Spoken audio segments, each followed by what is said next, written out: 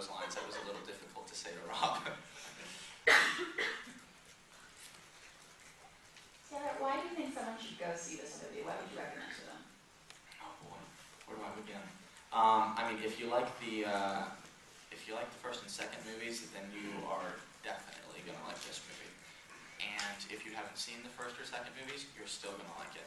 It basically takes everything: the romance, the action, the suspense, the danger, everything in the first two movies, and times that by 5 in this one.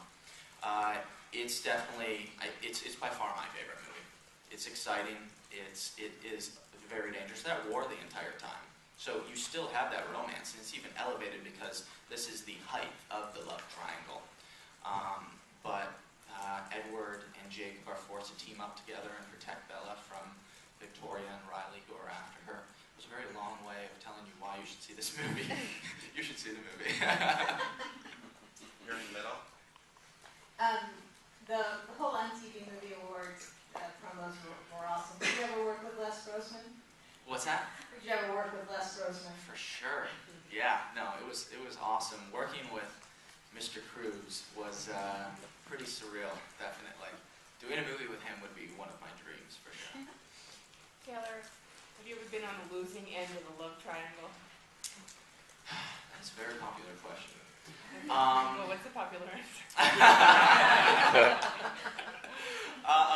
You know, maybe when I was like younger in elementary school or something, and there's like a girl and like 5 guys who want to be with that girl, and you're in like 5th grade and have like crushes. But not like seriously. Definitely not anything. I've never been in like a love triangle. I would not want to be in that situation. I wouldn't want to be in Bella's situation for sure. I wouldn't want to be in Jacob's or Edward's. It's really just, it's not fun. So I know I'd have to say no. I mean, like seriously. Right there. Hi, what kind of feedback have you heard from Native American communities about the wolf pack and the portrayal of Native Americans in the films? I haven't heard too much feedback from them, but geez, like 2 years ago when we, maybe even longer, when we filmed Twilight, I met with some real Quileutes and kind of just wanted to get to know them before we started filming. And the biggest thing I learned is I was going there with like a pad of paper and a pencil, and I was thinking I was going to have to write down notes and like transform myself into this different person. And really I was like, so what do you guys like to do during your free time? And I was expecting some different answer, and they were like, well, we go to the beach and we play basketball, but most of all we like to check out girls. I was like, oh, really? All right. So I know, but that would be interesting definitely to hear some feedback after the movies have come out. Over here. Last year I asked if Taylor Swift wrote a song about you. You said no. But a few days later, your name comes up in a singing monologue in Saturday Night Live. Is there a new song you don't know about? I guess that one on Saturday Night Live, if you want to consider it, but that's the most that I know. I wish I had a more excited answer. I'm curious if you've actually spoken to Bill Condon yet regarding Breaking Dawn, and obviously could you talk about your thoughts on it being 2 films, and do you think, because there's a lot of things, let me stop with that. Okay. I have only met Bill once, very briefly, so we have not had time to discuss it. He seems like a very nice guy, definitely, and obviously he's extremely talented, so I think whatever comes our way, he's going to be able to deal with fine. But I'm looking forward to talking to him for sure. And what about the fact that it's going to be 2 films? I think that was definitely the right thing to do. There's a hard enough. It's hard enough to break down 500 plus pages into 110, 120 page script, but this one's 800, and there's just so much going on with the wolf pack and the baby, and there's a lot of stuff. So condense that into one film would definitely be a challenge. So I'm very excited that's too. Looking forward to it. Right here. Hi Taylor, we're just wondering, do you have any guilty pleasures? Any Jersey Shore, Housewives, anything like that?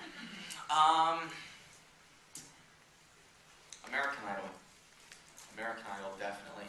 So you think you can dance as well, but American Idol would definitely be number one for me.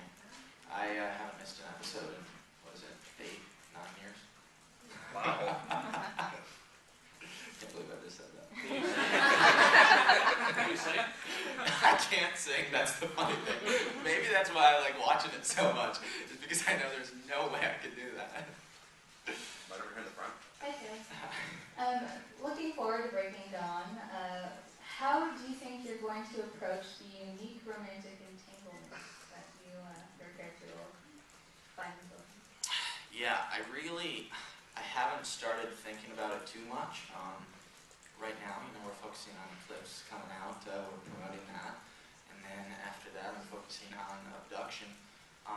And then after that, we'll be Breaking Dawn. But I'm sure as soon as we meet with Bill further down the road, we will go towards that. But that will be interesting, for sure. Do you think the Werewolves with Bill Condon might end up doing a musical number? I think he actually already released a statement promising there would be no musical number in it. It was funny. Taylor, you have so many passionate fans. What's been a few weird encounters you've had with them since all this hit big? I wouldn't say they're weird, but they're definitely passionate. Definitely. I was just in Australia like a week ago or so, and we were at this big fan event, and there was a red carpet, and there was like 4,000 fans, and I was walking down the line, and fans like to hold out their hand or their arm for you to sign, and this one arm I went by had a massive tattoo of the Wolfpack tattoo, Wow. a real one, like the same exact thing. It was pretty cool. And she was like, "Can you sign it?" And I was like, "Sure." So I signed right underneath it, and the next day somebody told me that the girl got my signature tattooed right underneath the girl's Wolfpack tattoo. I didn't know whether or not to say that's cool or feel bad that I signed her arm, but it was that's definitely some passion there. Well, speaking of that, how do you keep all that balance, and how do you remain normal? Is there somebody at home? Is it friends, family, just yourself growing up? I mean, how do you remain a normal guy through all that kind of craziness? It's a good question. It definitely is surrounding yourself with, your family and the friends that you've known forever. All of us do, 2 different worlds, and they are complete opposites. This is our job. We go to work, and we live in this, business world, and then we go back to our regular world, and we do the same thing that we did before. We sit at home. We're not that exciting. We watch American Idol every Tuesday and Wednesday. Spend time with our family and friends, and I think maintaining that world is extremely important. But how is it dealing with all those 50 paparazzi sitting out front? I mean, they're got to be a pain, don't they? Yeah, sometimes it becomes aggravating, but you got to tell yourself that this comes with the job, and what you're getting out of it on the other side is definitely worth it. And you can't, and sometimes it's hard, but you can't let them affect you that much, or it will drive you insane. And maintaining sanity is pretty important to me, so it's just, you got to push that stuff aside, but yeah, it's never normal. Can you ever go out though without being recognized? Yeah.